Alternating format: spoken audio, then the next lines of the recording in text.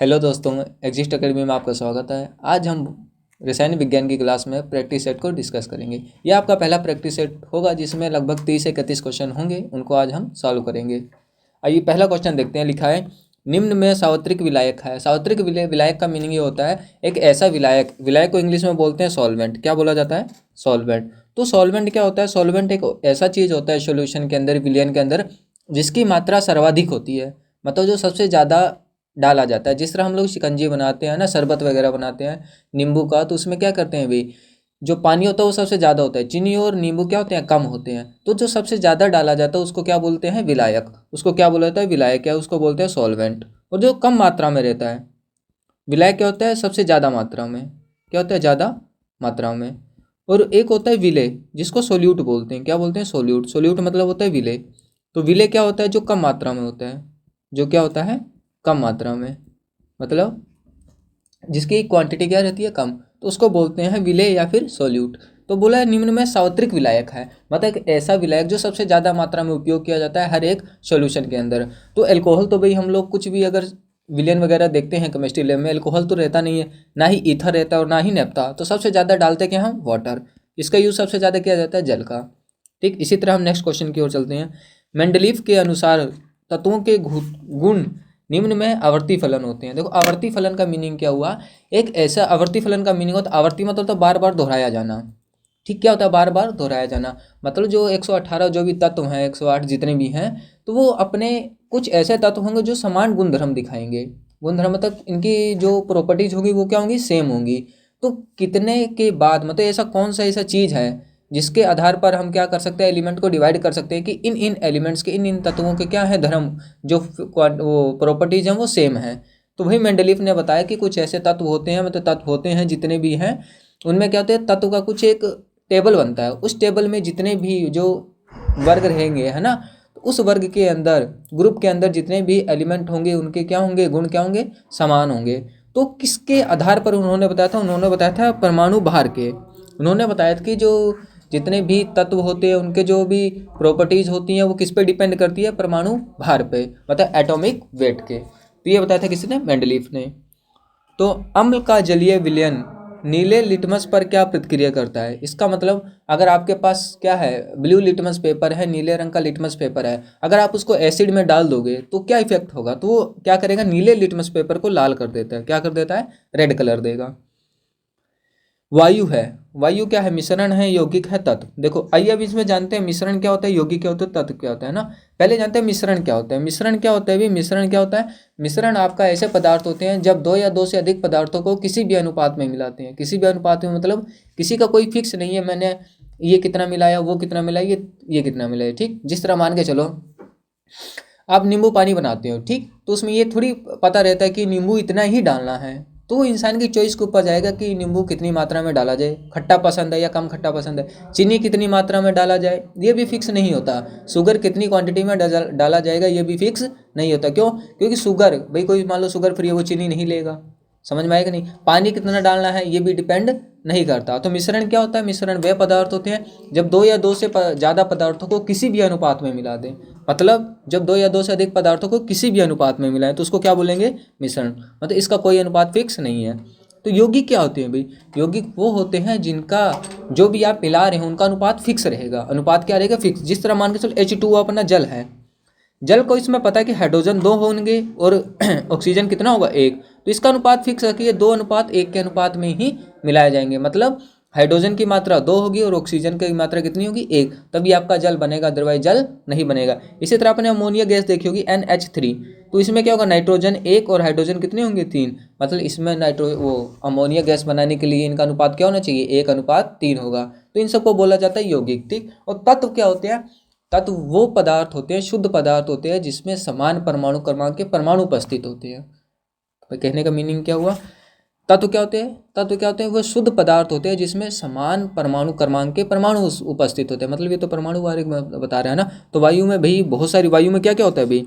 आपकी ऑक्सीजन होती है, नाइट्रोजन होती है ना, आपका क्या होता है? डस्ट पार्टिकल भी होता है। आपके क्या होते हैं? अभी ठंड का मौसम है जिसमें आपने देखा होगा H2O भी होता है ना। इसमें डस्ट पार्टिकल भी होते हैं, है ना। डस्ट पार्टिकल मतलब धूल के कण भी होते हैं। तो यहाँ हमने क्या देखा कि वायु, जो वायु है इसके अंदर ऑक्सीजन भी है, नाइट्रोजन भी है, लेकिन इन सब का अनुपात फिक्स नहीं है। तो जिसका अनुपात फिक्स नहीं होता उसको क्या बोलते हैं, मिश्रण। तो वायु क्या है, एक प्रकार का आपका मिश्रण है, ठीक। बाकी इन सब की बात की जाएगी, जितने भी यौगिक होते हैं इन सबको क्या बोलेंगे, यौगिक बोलेंगे। जैसे वाटर हो गया, जल हो गया आपका, है ना, अमोनियम हो गया, NaCl हो गया। देखो ड्यूटेरियम होता है, ड्यूटेरियम में होता है एक न्यूट्रॉन एक प्रोटॉन दो, जो भी है। देखो ड्यूटेरियम होता क्या है, आपने एक नाम पढ़ा होगा समस्थानिक। क्या पढ़ा होगा, समस्थानिक। देखो समस्थानिक का मीनिंग क्या होता है, इसको इंग्लिश में बोलते हैं आइसोटोप्स। आइसोटोप्स। देखो आइसोटोप्स क्या होते हैं, आइसोटोप्स वे होते हैं जिनके परमाणु क्रमांक तो समान होंगे लेकिन परमाणु बाहर भिन्न भिन्न होंगे। देखो किसी भी एलिमेंट को रिप्रेजेंट इस तरह किया जाता है, मान लो ये कोई तत्व x है, x के नीचे रहता है परमाणु क्रमांक z, ठीक, और ऊपर रहता है परमाणु बाहर m। समझ में आया, या फिर a लिख दो, a लिख दो, ठीक। तो इस तरह किसी भी तत्व को क्या किया जाता है, रिप्रेजेंट या प्रदर्शित किया जाता है। तो जिसमें x क्या है, आपका एलिमेंट है, x क्या आपका कोई भी क्या है, तत्व है आपका एलिमेंट, और z क्या है, इसका परमाणु क्रमांक। z क्या है, इसका परमाणु क्रमांक। मतलब जब परमाणु को अरेंज किया जाएगा तो उसका क्रमांक क्या होगा, वही क्या होगा, परमाणु क्रमांक। a क्या है, इसका परमाणु भार, ये क्या है, परमाणु भार, मतलब इसका भार कितना होगा इस परमाणु का, ठीक। तो ऐसे जितने भी एलिमेंट जिसका परमाणु क्रमांक तो समान हो लेकिन परमाणु भार जो हो अलग अलग हो, मतलब भिन्न भिन्न हो, तो ऐसे पदार्थ को बोलते हैं क्या, समस्थानिक। समस्थानिक क्या होते हैं, अभी परमाणु क्रमांक क्या रहेगा, सेम, जेड क्या रहेगा, सेम, लेकिन ए क्या होंगे, डिफरेंट। ए क्या होगा इसका, डिफरेंट। ए मतलब परमाणु भार क्या होगा, डिफरेंट। तो उनको बोला जाएगा समस्थानिक। तो जिस तरह हमने हाइड्रोजन के देखा, हाइड्रोजन के 3 आइसोटोप्स होते हैं, 1H1, 1H2 और होता है 1H3। जो 1H1 है ये अपना नॉर्मल हाइड्रोजन होता है, ठीक, जिसको प्रोटियम बोलते हैं। इसको बोलते हैं ड्यूटेरियम। ड्यूटेरियम यही है, ड्यूटेरियम डबल आ रहा है ना, डा से डबल, डबल में तो दो हों। एक होता है ट्राइटियम, ट्राइटियम क्या होता है, ट्राई मतलब 3, तो 1H3 क्या होता है, ट्राइटियम। तो देखो अगर किसी में जेड इक्वल टू क्या होता है, प्रोटॉन, और ये होता है कि उदासीन परमाणु के नंबर ऑफ इलेक्ट्रॉन, उदासीन परमाणु नंबर ऑफ इलेक्ट्रॉन, ये जेड के इक्वल होगा, ठीक। अगर न्यूट्रॉन निकालने, न्यूट्रॉन कैसे निकलेंगे, किसी भी परमाणु में, किसी भी परमाणु में अगर आपको एटम में न्यूट्रॉन्स की नंबर संख्या निकालनी है तो उसको निकलता है n इक्वल टू होता है परमाणु भार में से क्या करोगे, परमाणु क्रमांक को माइनस कर दोगे, a माइनस जेड। आइए अगर ड्यूटेरियम में देखा जाए, भाई न्यूट्रॉन की बात होगी, प्रोटॉन, दो ही चीज़ है, न्यूट्रॉन और प्रोटॉन। अगर प्रोटॉन देखा जाए तो प्रोटॉन किसके, जेड के इक्वल, और तो जेड तो 1 ही है, मतलब प्रोटॉन इसमें कितना है, 1, इसकी बात हो रही है, प्रोटॉन कितना है, 1। अब इसमें न्यूट्रॉन निकालना है, न्यूट्रॉन क्या होगा, a माइनस जेड, ए जो ऊपर है माइनस जेड 1, तो 1 1, मतलब प्रोटॉन और न्यूट्रॉन एक होंगे। तो ऑप्शन कौन सा होगा, option A will be your answer. Now move to 6 question. देखा है आधुनिक आवर्त सारणी का नियम का प्रतिपादन किसने किया था। देखो आधुनिक आवर्त सारणी बनी कब थी, देखो आधुनिक आवर्त सारणी बनी थी, आधुनिक आवर्त सारणी, देखो मोज़ले एक साइंटिस्ट थे, उन्होंने अपने एक एक्सपेरिमेंट कर रहे थे, तो उसमें ये पता लगा था कि कोई भी तत्व होंगे उनके जो प्रॉपर्टीज़ होंगी वो परमाणु भार पे नहीं डिपेंड करेगी, वो किस पे डिपेंड करेगी, परमाणु क्रमांक पे, मतलब एटॉमिक नंबर पे डिपेंड करती है। अगर आप किसी भी एलिमेंट्स को उसके एटॉमिक नंबर के अरेंज किया जाएगा, ऑर्डर में अरेंज किया जाएगा, तो कुछ सर्टन के बाद क्या होंगे, अपनी प्रॉपर्टी रिपीट करना लग जाते हैं। तो जब वो प्रॉपर्टी रिपीट किए ना, वो कैसे पता लगा, जब उनको परमाणु क्रमांक में अरेंज किया गया, ना कि परमाणु भार में, ठीक। तो ये किसने दिया था, मोज़ले। मोज़ले एक साइंटिस्ट है, उन्होंने बताया था कि ये जो आधुनिक आवर्त नियम है किसके ऊपर डिपेंड करेगा, मोज़ले के एक्सपेरिमेंट से, ठीक। मेंडलीफ ने अपने दिए था। देखो ऑक्सीकरण में होता है, ऑक्सीकरण में क्या होता है, देखो दो चीज़ होता है, एक तो ऑक्सीकरण होता है और एक ऑक्सीकरण को बोलते हैं ऑक्सीडेशन, ऑक्सीडेशन, और एक होता है रिडक्शन, एक क्या होता है आपका, रिडक्शन, जिसको बोलते हैं अपचयन, अपचयन, ठीक। देखो इसको एक तरीका होता है याद करने का, LEO GER। देखो L मतलब होता है लॉस,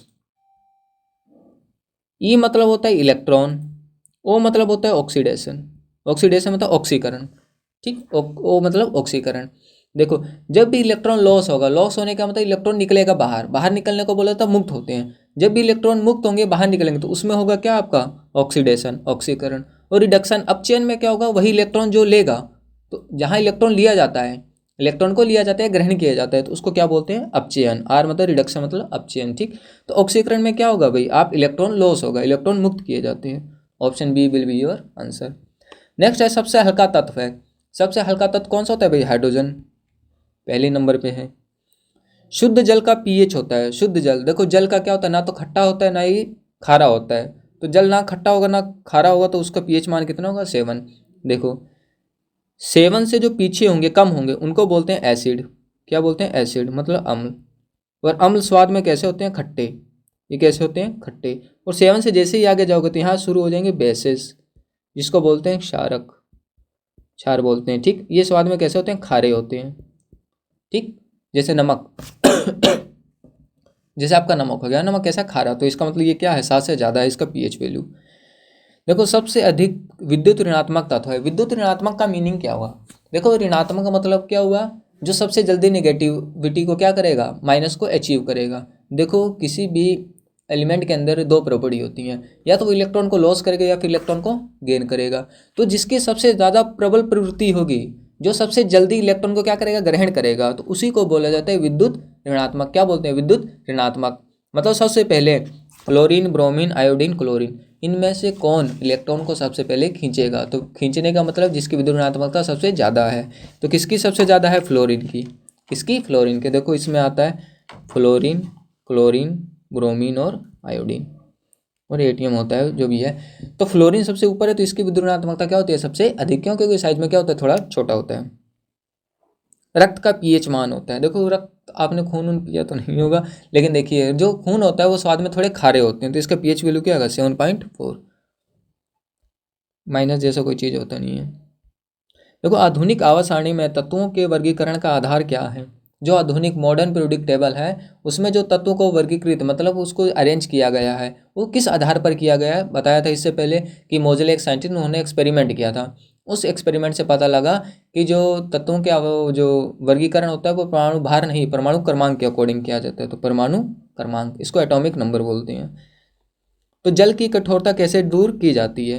देखो जल की कठोरता दूर करने का, देखो कुछ जल क्या होते हैं, कठोर होते हैं ना। कठोर का मतलब उसमें कोई चीज़ जल्दी घुलती नहीं है। तो उसमें क्या डाला जाता है, जल में सोडियम कार्बोनेट डालकर। क्या किया जाता है, सोडियम कार्बोनेट। क्यों, क्योंकि जल में कठोरता आती है सोडियम बाइकार्बोनेट के कारण, तो उसमें सोडियम कार्बोनेट डाला जाता है। पीतल किसका मिश्रण है, जिस तरह कहा जाए पीतल किसका मिश्रण है। पीतल, देखो पीतल में दो चीज होते हैं, एक तो कॉपर होता है plus zinc, copper plus zinc. अगर इन दोनों को मिलाया जाता है तब आपका क्या बनता है, पीतल। और पीतल एक प्रकार का क्या है, आपका एलोय है। पीतल क्या है, आपका एलोय। एलोय मतलब होता है मिश्र धातु। मिश्र मतलब जो मिलाकर बनाई जाती है ना। जब दो या दो से अधिक धातुओं को मिलाया जाता है तो आपकी एक मिश्र धातु बनती है, इसको बोलते हैं एलोय। ठीक, तो इसमें किसको किसको मिलाया जाता है, कॉपर प्लस जिंक। देखो कॉपर तो नहीं है, कॉपर को हिंदी में बोला जाता है तांबा और जिंक को बोलते हैं दस्ता। तो option C will be your correct answer. अब है सबसे भारी तत्व है। ठीक, सबसे भारी, सबसे भारी मतलब जिसका परमाणु क्रमांक ज़्यादा होगा, तो सबसे ज़्यादा किसका होता है, यूरेनियम का। चलिए अब कर चलते हैं क्वेश्चन नंबर 16 पे, 16 पे।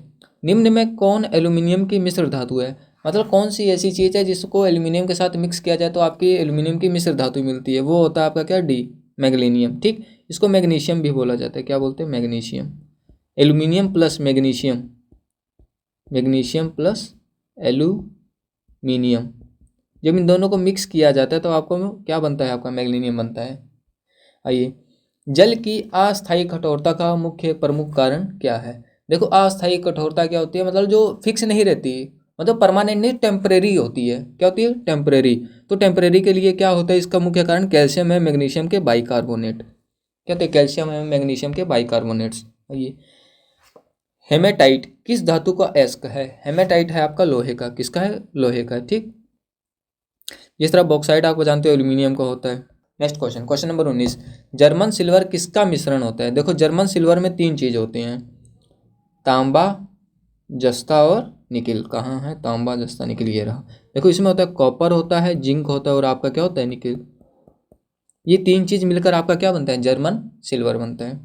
आइए क्वेश्चन नंबर चलते हैं 20 पर। क्या है 20, एल्यूमिनियम का निम्न में से किस अयस्क से निष्कर्ष किया जाता है। देखो एल्यूमिनियम को बॉक्साइड से भी किया जाता है, कोरंडम भी होता है, फेल्सपार भी होता है। मतलब ये तीनों ही होते हैं। क्या हो गए ये तीनों, ये सभी। ठीक, एक और होता है क्रायोलाइट भी होता है, क्रायोलाइट। इससे भी क्या किया जाता है भी, एल्यूमिनियम को अलग किया जाता है।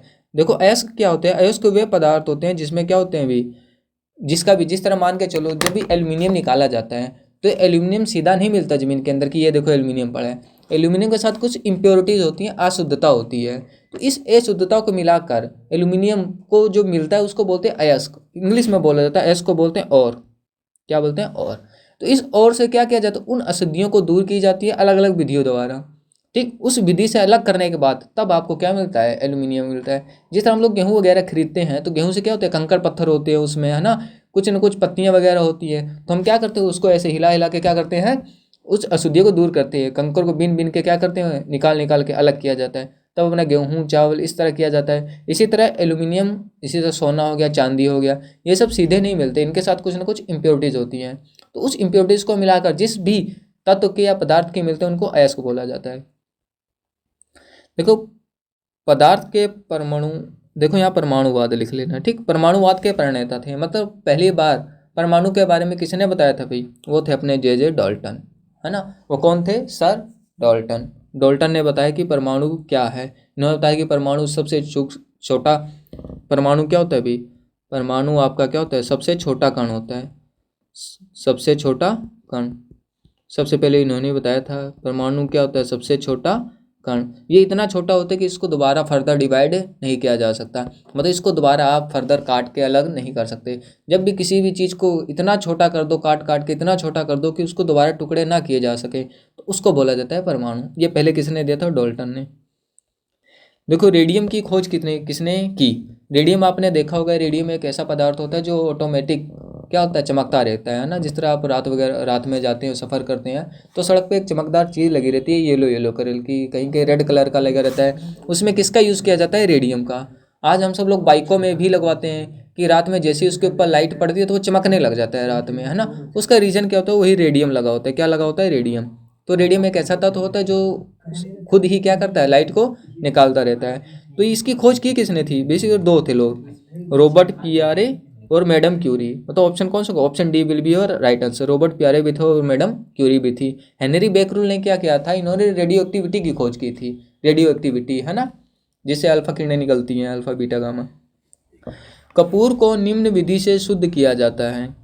देखो कपूर अगर आप जलाते हैं, कपूर जलता है तो वो सीधे क्या होता है, सॉलिड फॉर्म में होता है, ठोस फॉर्म में। जैसे ही उसको जलाया जाता है तो वो क्या होता है, सीधे ही लिक्विड में नहीं जाएगा, द्रव में नहीं जाएगा, वो सीधे ही गैस में परिवर्तित हो जाता है। तो इस प्रक्रिया को बोला जाता है ऊर्ध्वपातन। तो किस विधि से शुद्ध किया जाता है, ऊर्ध्वपातन। तो ऊर्ध्वपातन होता क्या है, जिसमें कोई पदार्थ ठोस से सीधे किसमें, गैस में परिवर्तित हो जाता है, किसमें, गैस में परिवर्तित हो जाए, उसी को बोलते हैं क्या, ऊर्ध्वपातन। ठीक। प्रभाजी आसवन, ठीक। प्रभाजी आसवन जिस तरह मैंने आपको बताया कि हम क्या करते हैं भाई, किसी को छान के, है ना, उसमें लेंगे। जिस तरह हम लोग चावल वगैरह को छानते नहीं है, एक गोल गोल होता है जिसमें जालीदार लगे रहते हैं, आटा जिस तरह छानते हैं, उसी तरह प्रभाजी आसवन होते हैं। क्रिस्टलन क्या होता है, क्रिस्टलन का मीनिंग होता है किसी चीज़ को सॉलिड में फॉर्म करके, है ना। मान लो उसमें अशुद्धियाँ हैं तो उसको क्या करेंगे, उसको सॉलिड फॉर्म में ले आएंगे, ठोस फॉर्म में। ठोस फॉर्म में करने को उसको तोड़ तोड़ के क्या करेंगे, अलग करेंगे, जिसमें अशुद्धियाँ अलग होगी, अपना पदार्थ अलग होगा। तो ये होता है क्रिस्टलन आसवन हो गया, प्रभाजी आसवन। ऊर्ध्वपातन बता दिए क्या होता है। नेक्स्ट चलते हैं, परमाणु के नाभिक में होता है। देखो परमाणु क्या होता है, तो सबसे पहले परमाणु कैसा होता है ये बताया था किसने, थॉमसन ने। थॉमसन ने क्या होता है, परमाणु क्या होता है, दो पार्ट में डिवाइड होता है, एक प्लस में और एक माइनस में। जो माइनस होगा वो जिस तरह तरबूज होता है, तरबूज के अंदर बीज होते हैं, उसी तरह उसमें माइनस पार्ट 10 होते हैं। जो रेड कलर का पार्ट होगा, लाल रंग का, वो क्या होता है, पॉजिटिव होता है। लेकिन इस थ्योरी को गलत कर दिया गया क्योंकि प्लस माइनस एक साथ रहेंगे तो जानते हैं फिर क्या होता है आपका ना, स्पार्किंग शुरू हो जाती है, न्यूट्रलाइजेशन होगा जिससे एनर्जी रिलीज होगा, है ना। तो परमाणु का नाम फिर सबसे बेस्ट माना गया था किसका, उनके बाद माना गया रदरफोर्ड का। जब उन्होंने क्या किया, परमाणु की खोज के लिए अल्फा प्रकीर्णन का यूज़ किया। उसमें उन्होंने क्या किया था कि एक सोने की पतली पन्नी ली थी। देखो सोना होता है, गोल्ड होता है, उसकी एक प्रॉपर्टी होती है कि उसको आप पीट पीट के इतना पतला कर सकते हैं कि उसका साइज, जो शेप होगी, साइज होगा, आकार होगा, वो लगभग परमाणु के आकार के जितना हो जाता है। ठीक। आप लोग देखते होंगे कई मिठाई उठाई वगैरह में सोने की पन्नी चढ़ाई जाती है ना, इसी तरह होती है। बहुत थोड़ा सा लेते हैं, उसको पीट पीट के खींच के लंबी बना देते हैं ना, परत की तरह। तो इसी तरह क्या हुआ, इन्होंने जब रदरफोर्ड ने देखा तो उन्होंने क्या देखा कि जो परमाणु होता है ना, एक उसका एक अंदर सॉलिड पार्ट होता है, सॉलिड पार्ट होगा ना, जिसको बोला गया उनका नाभिक। कि जितने भी परमाणु होंगे उसका जितना भी द्रव्यमान होगा, संपूर्ण द्रव्यमान वो एक जगह उसके सेंटर में स्थित है जिसको नाभिक बोला गया। और नाभिक के चारों ओर एक स्पेस खाली होता है जिसमें इलेक्ट्रॉन क्या होते हैं, चक्कर लगा देते हैं। इलेक्ट्रॉन क्या होंगे, चक्कर लगाएंगे। और जब नाभिक में पूछेगा, नाभिक में क्या होता है, नाभिक के अंदर होते हैं आपके प्रोटॉन प्लस न्यूट्रॉन। क्या होंगे, प्रोटॉन प्लस न्यूट्रॉन। न्यूट्रॉन के ऊपर कोई चार्ज नहीं होता, इसके ऊपर जीरो चार्ज होगा। प्रोटॉन के ऊपर प्लस चार्ज होगा, इलेक्ट्रॉन के ऊपर माइनस चार्ज होगा। तो ये इलेक्ट्रॉन और प्रोटॉन मिलकर इस एटम को क्या करते हैं, बैलेंस करते हैं, हमें न्यूट्रल करते हैं।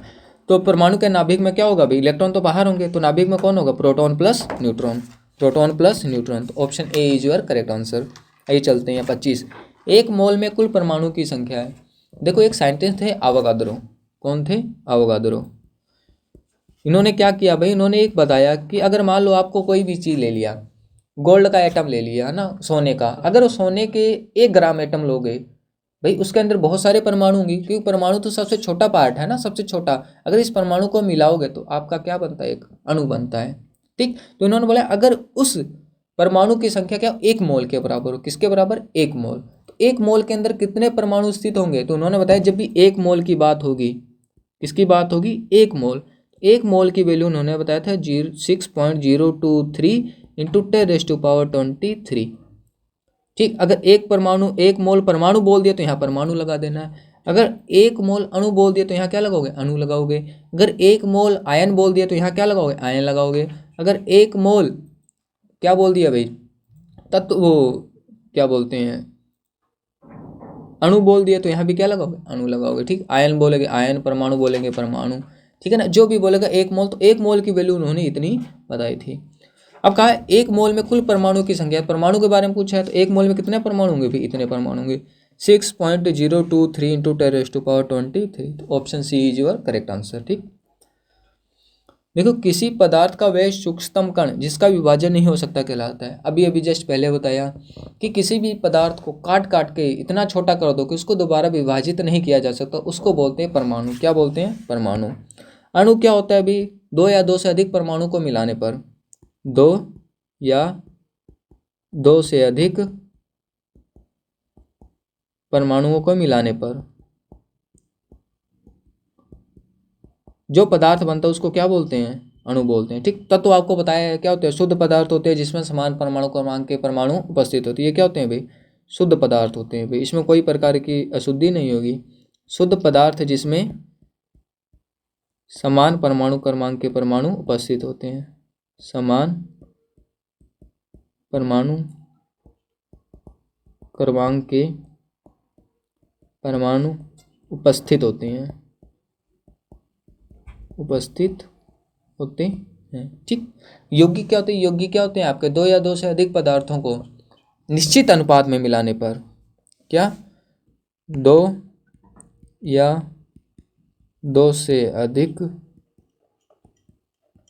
पदार्थों को एक निश्चित अनुपात में मिलाने पर, एक निश्चित अनुपात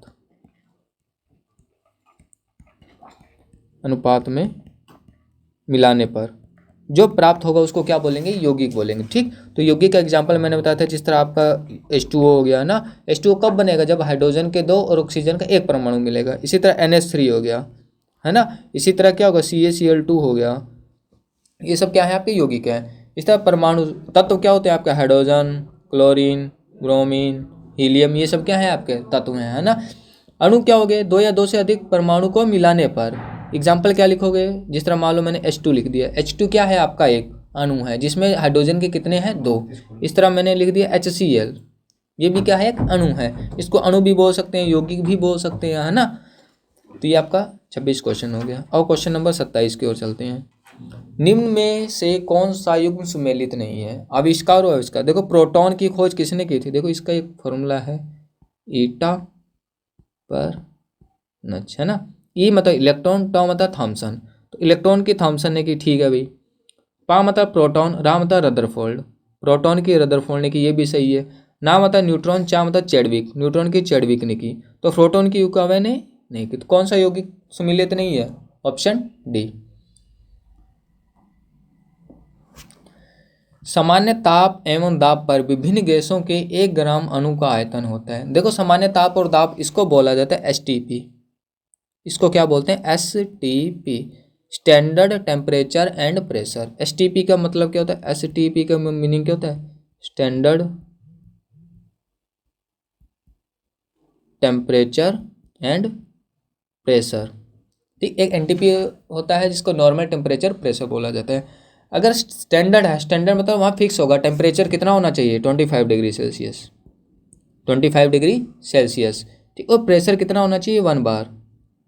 कितना होना चाहिए, 1 बार। देखो अगर हम 1 ग्राम गैस लें, 1 ग्राम गैस का अणु लें, है ना, अगर उसको टेम्परेचर कितना हो 25 डिग्री सेल्सियस और उस पर प्रेशर कितना लगे 1 बार। मान लो मैंने गैस इकट्ठी की, वो गैस कितनी थी, 1 ग्राम अणु के बराबर। कितनी थी, 1 ग्राम अणु के बराबर। ठीक, 1 ग्राम अणु लिया मैंने, 1 ग्राम अणु लिया, उसको क्या किया, उसका टेम्परेचर कितना रखा मैंने, 25 डिग्री सेल्सियस। कितना, 25 डिग्री सेल्सियस। और प्रेशर उसके पास कितना दिया, 1 बार। मतलब उस पर प्रेशर जो अप्लाई किया मैंने, कितना किया, 1 बार। उस केस में वो जितना आयतन घेरेगी, जितना आयतन घेरेगी, मतलब उसको इस प्रॉपर्टी, मतलब जो कंडीशन देगी, इस पर लाने के लिए मुझे कितना आयतन इसे घेरेगी, वही आयतन क्या होगा भाई, 22.4 लीटर।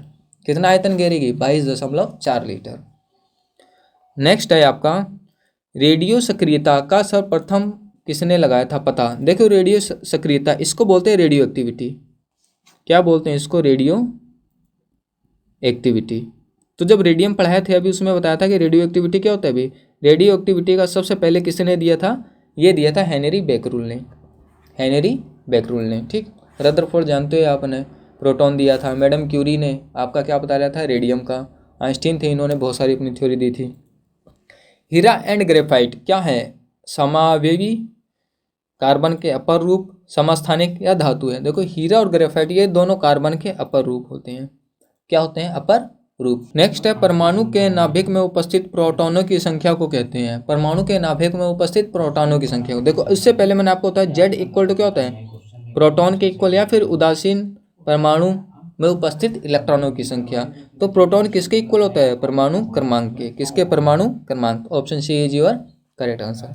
ठीक, तो आज की क्लास यहीं तक, 31 क्वेश्चन तक। बाकी की क्लासेज हम सेकंड क्लास में करेंगे बाकी के क्वेश्चंस को। अगर ये क्लास आपको अच्छी लगी, इस क्लास को लाइक करो, शेयर करो और चैनल को सब्सक्राइब करिए। अगर इससे रिलेटेड आपके मन में कोई भी डाउट क्रिएट होता है तो आप वो डाउट नीचे कमेंट सेक्शन में पूछ सकते हैं। और इसकी पीडीएफ अगर आप डाउनलोड करना चाहते हैं, आप हमारे नीचे टेलीग्राम, डिस्क्रिप्शन में टेलीग्राम की लिंक दी गई है, उससे आप इस पीडीएफ को डाउनलोड कर सकते हैं। तो आज की क्लास यहीं तक, थैंक यू।